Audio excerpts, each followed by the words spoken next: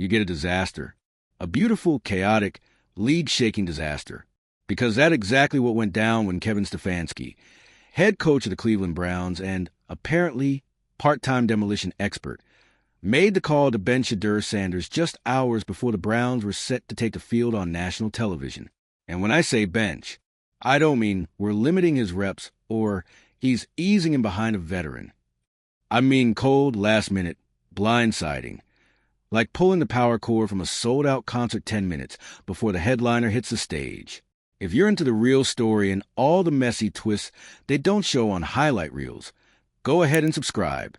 And if you're sticking around to see how this Browns QB chaos plays out, you should definitely be subscribed. Sanders, who was the reason people tuned in, the rookie phenom who had been heavily promoted as the future of the franchise, was suddenly a spectator, and not even he saw it coming. It was supposed to be his night. A primetime game, millions of eyes, a chance to begin writing a legacy under the bright lights. Instead, Joe Flacco trotted out for the opening drive, and the collective reaction across sports media and social media was instant disbelief. Viewers weren't just surprised, they were angry, confused, betrayed. The fallout wasn't subtle. It was immediate. Within hours, the numbers started rolling in. Viewership for the game plummeted. We're not talking about a slight dip. We're talking about a full-on nosedive.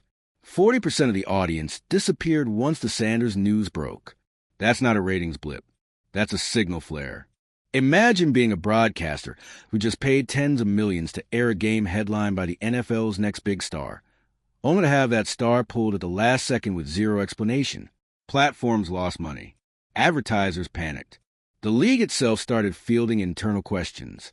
Because whether people want to admit it or not, Shedeur Sanders isn't just a football player. He's a draw. He's the reason casual fans were watching. He's a spark. And you don't pull the spark plug right before the engine's supposed to roar. Back inside the locker room, the vibe was even worse. This wasn't just a coaching decision. It was a fracture. You could see it in the body language. You could feel it in the huddle. Players who had thrown their support behind Shedeur throughout camp suddenly looked checked out, frustrated, uninspired. When a coach pulls a move as abrupt, especially when it's not backed by performance issues or injury concerns, it sends a message, and not a good one. It says, we don't trust our guy. It says, we don't care about momentum. It says, control over chemistry. And that kind of decision doesn't just affect one player. It ripples through the entire roster. Veterans like Jerry Jeudy, who had publicly backed Sanders, reportedly were not shy behind closed doors. Whispers of discontent turned into full-blown muttering. Some players, it said, found out at the same time the media did. There was no heads-up, no team meeting, no, here's why this is happening. Just a rug pulled out from under the offense, and a rookie quarterback left wondering what he did wrong. Except he didn't do anything wrong. Let's not forget, Shedeur Sanders had earned his spot. His preseason performances were electric. He looked poised, confident, and every bit the leader Cleveland had been missing under center. Fans believed it. Teammates believed it.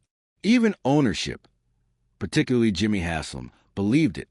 The entire offseason had built to this moment. And then Stefanski, in one baffling swoop, hit the brakes. What was the reasoning? We may never get a clear answer. Some insiders claim it was a game-time strategic adjustment. Others hint at internal disagreements between the coaching staff and front office. But let's be honest, this had nothing to do with X's and O's. This was a power move. A classic, I'm still the one in charge moment from a coach who felt the locker room slipping away. And here's where it gets dangerous. Because when you bench the franchise's future for no football reason, when you undercut the owner's strategic vision, when you alienate the locker room and infuriate the fan base, what you're really doing is lighting a match under your own seat. And Stefanski's seat, it's now on fire. Meanwhile, the media tore into it. Every show, every podcast, every analyst who's ever wore a mic had the same reaction. What are we doing? It wasn't just a bad football decision. It was a bad business decision. Shedeur Sanders isn't just a quarterback. He's an asset. He moves merchandise. He brings in viewers. He gives the Browns something they haven't had in years, national relevance. So when you bench him without warning, you're not just hurting your offense, you're hurting your brand. And let's be real, the NFL is very aware of its brand. That's why the league office reportedly started making calls. Because when a single personnel move causes ratings to tank, public trust to evaporate, and your next-gen star be turned into a sideline prop, that's a league problem. This moment, this single coaching decision, shines a blinding light on how fragile the NFL's current model really is. The league says it's about competition, but underneath, it's about entertainment, about engagement, about keeping stars on the field and eyeballs on the screen. And Shedeur Sanders? He's the perfect blend of both. He's charismatic, marketable, talented, media-trained. He brings a built-in audience, and not just because he's Dion's son. People watch Shedeur because he delivers, because he's fun, because he's new and fresh and unapologetically himself. In a league desperate for the next generation QB faces, he's right there, standing at the threshold, and the Browns slam the door in his face. So now the league's watching. The fans are angry. The players are confused. The sponsors are calling. And Shedeur? He's silent, focused, still doing the work, because that's who he is. He's not the drama. He's the one who gets dragged into it. But here's the reality. You can only bench someone like that for so long before the entire system starts to crack. Because this wasn't just about Cleveland's quarterback situation. It was about control, about narrative, about whether coaches in 2025 can still act like they're managing a 1990s roster in a 2025 world where everything, from fan loyalty to franchise value, is driven by stars, stories, and spotlight. The Browns made their choice, and now they're living with the consequences. If they don't fix this fast, they won't just lose games. They'll lose fans. They'll lose players. They'll lose the story. And in this new NFL, losing the story is as fatal as blowing a fourth-quarter lead. Because now more than ever, football isn't just what happens between the whistles. It's what happens when you choose to silence the player that everyone came to see. And if Cleveland doesn't realize that, the rest of the league will learn from their mistake. Because if Shedeur Sanders isn't on the field next game, there might not be many people left watching. This is the kind of moment that leaves a scar on a franchise. A scar that doesn't fade after a few wins. One that doesn't heal when the next quarterback trots out of the tunnel. This is a wound that gets remembered. Because when you bench the guy, the one your city has been rallying behind, the one your fans have tattooed into their Twitter bios, the one who's selling out jerseys before he's even thrown a regular season touchdown, you're not just making a football decision. You're making a statement, whether you meant to or not. And the statement Kevin Stefanski made, it was loud, it was clear, and it was deeply, profoundly out of touch. You don't bench Shedeur Sanders on the biggest stage of his young career and expect it to go unnoticed. You don't rip the heart out of the fan base and act like it's business as usual. This wasn't just a bad call, it was a betrayal, and people felt it in their chests, in their group chats, in their living rooms, where they sat with the game on mute, because the whole thing suddenly felt empty. What did you expect them to do? Stick around to watch Joe Flacco throw 6-yard outs into double coverage while the camera cuts to Shedeur sitting silently on the bench? You think fans are going to watch that instead of flipping over to the latest college game or checking out highlights of C.J. Stroud doing what Stefanski won't let Shedeur do? Come on, we're not living in 2005 anymore. You can't treat the NFL like it's this sacred, unchangeable machine and expect everyone to nod and say, Coach knows best. Because sometimes Coach doesn't. Sometimes Coach is stuck in his own ego. Sometimes Coach is playing scared. And in this case, Stefanski played scared. Scared of the moment. Scared of the pressure. Scared of what it would mean if Shedeur lit it up. Because if Shedeur played and balled out, then what? Then the narrative shifts. Then the locker room turns. Then the power dynamic changes. And for some coaches, nothing is more terrifying than realizing the future doesn't need you as much as you need it. So Stefanski did what people in power often do when they feel the spotlight shifting. He tried to seize back control, not by earning it, but by enforcing it. And the cost? The fans walked out emotionally. The team checked out mentally. And the NFL? Well, they lost millions of viewers. Millions. But let's stay with Shedeur for a second. Imagine being in his shoes. You've done everything right. You grind through camp. You shine in preseason. You build chemistry with your teammates. You hype the team. You play your role. You do the interviews. You stay humble but confident. And then, right before the moment you've been preparing for your entire life, someone comes into your locker, avoids eye contact, and says, "We're going with Flacco tonight." What do you even say to that? How do you process being pulled not because you're underperforming, but because someone above you got nervous that you were too close to changing everything? Because that's what it was. Make no mistake, this was never about readiness. This wasn't about football IQ or mechanics or a bad week of practice. This was about fear, about legacy, about ego. And now, Shedeur has to sit with that, not because he did anything wrong, but because he did everything too right, because he rose too fast, because he became too good too quickly and made the wrong people uncomfortable. But here's what those people don't get. Shedeur's not going anywhere. You can bench him. You can try to silence the noise. You can reroute the game plan. But you can't reverse the momentum. Because this league, this media landscape, this generation, they don't forget. They don't move on. They watch. They remember. And more importantly, they choose.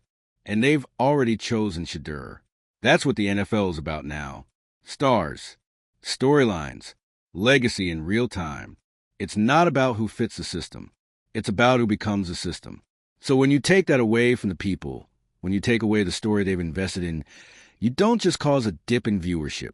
You break trust. And that's a whole different kind of loss. Because ratings can bounce back.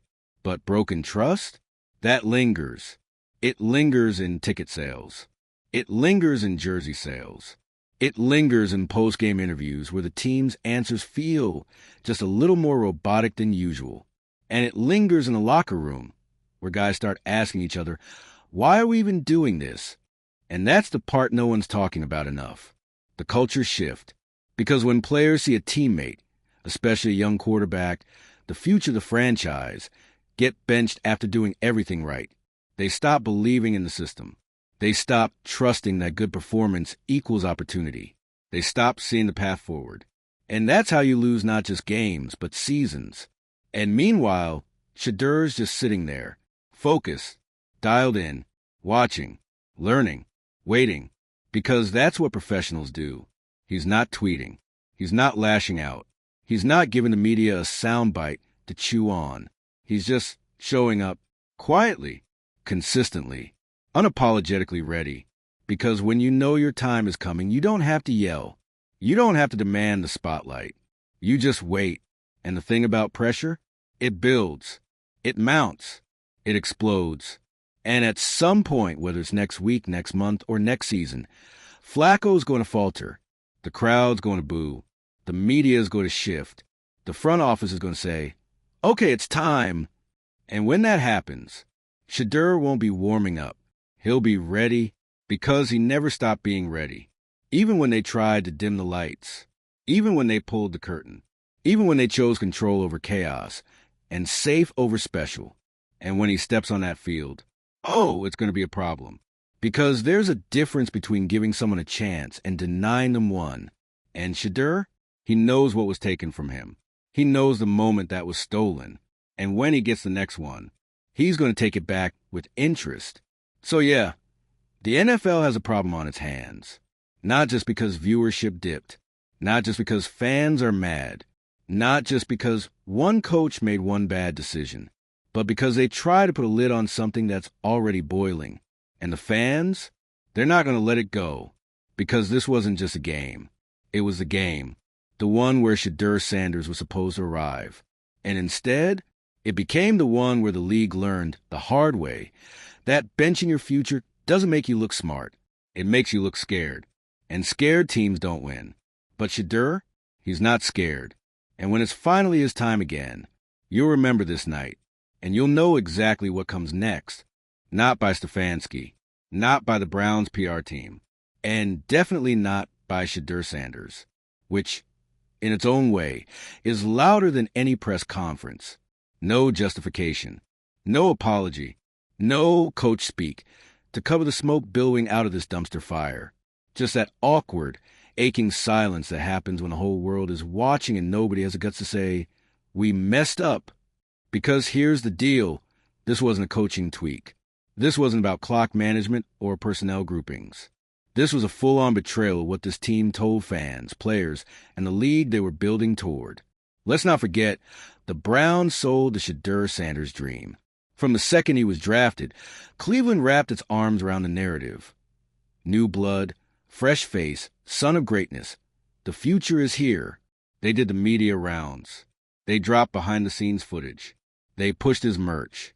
They aligned his image with the rebirth of the Browns brand. Finally shaking off decades of dysfunction. Finally turning the page. And then what? The night of his national coming-out party. They yanked him like a bad magic trick. Fans weren't just disappointed. They were angry, betrayed, like someone promised him a Marvel movie and replaced it with a tax seminar. And they're not going to forget that anytime soon. Because in this era of the NFL, the fans are no longer passive. They don't just accept what's handed to them. They choose their players. They invest in them, emotionally, financially, culturally. So when you take that away, when you bench their chosen star without warning or reason, you're not just losing trust. You're daring them to walk. And many of them did. The viewership numbers weren't just bad. They were historic. A 40% drop mid-broadcast? That's not just a dip. That's a collapse. That's a vote of no confidence. That's fans saying, "We came for the future and you gave us the past." And here's the wildest part. Shedeur didn't even have to play well to justify staying in. He just had to be on the field. That's how much people were ready to support him.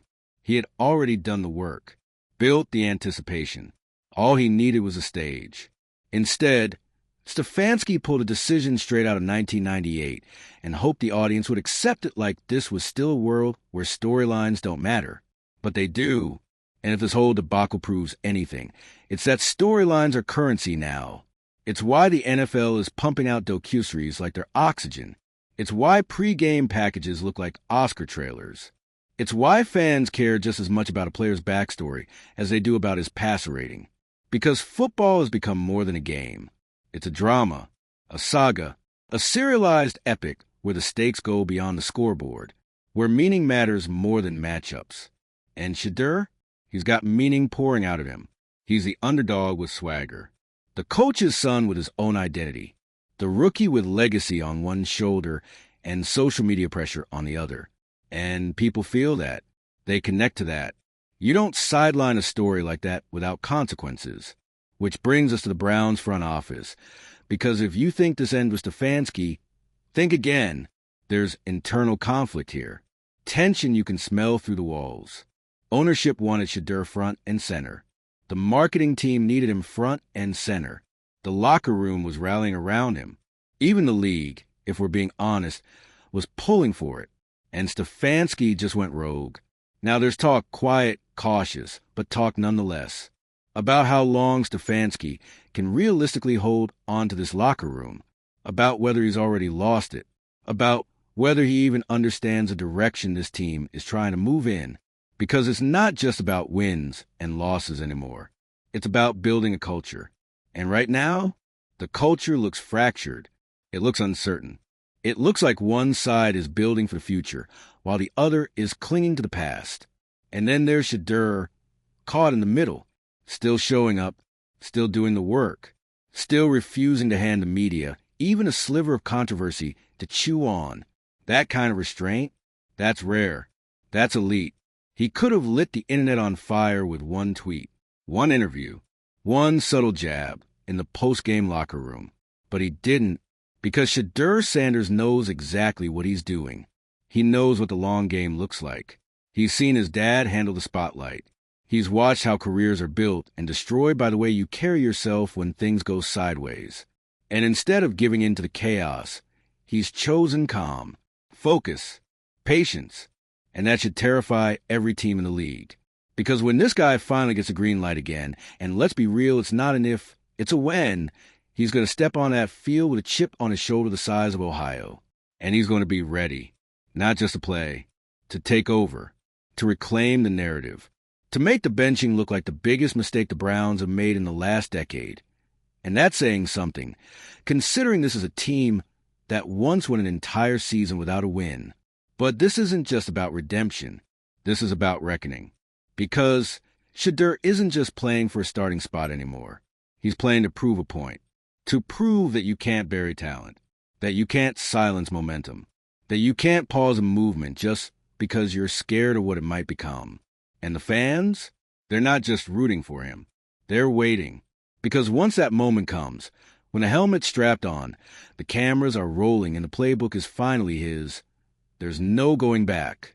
The crowd will rise. The volume will hit 11. And every throw, every read, every touchdown will echo with a message. This should have happened sooner. And the league will watch. Quietly, closely, knowing that what happened in Cleveland wasn't just a misstep. It was a warning.